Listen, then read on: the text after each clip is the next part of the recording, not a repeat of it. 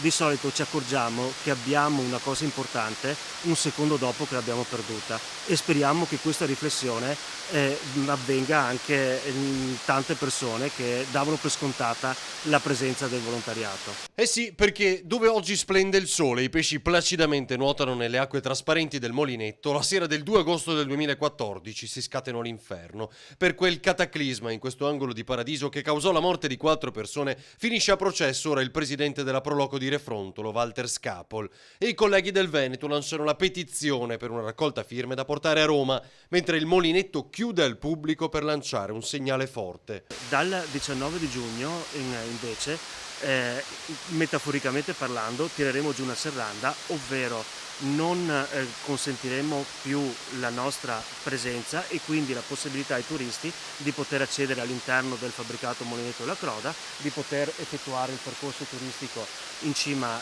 alla cascata. Attribuire colpe alla Proloco di Refrontolo per quanto avvenne quella notte significa dare un colpo fatale al volontariato. Qui lo pensano tutti e per non lasciare solo Scapol hanno già raccolto 1000 firme in una settimana. Chiaramente chiudere il sito Molinetto della Croda in un periodo di particolare affluenza qual è quello estivo ci penalizza, ma è una scelta che abbiamo coscientemente intrapreso perché secondo noi è più forte essere solidali in questo momento nei confronti della Proloco. L'associazione del Molinetto dimostra la sua vicinanza in questo modo, pur consci del fatto che mancheranno introiti consistenti.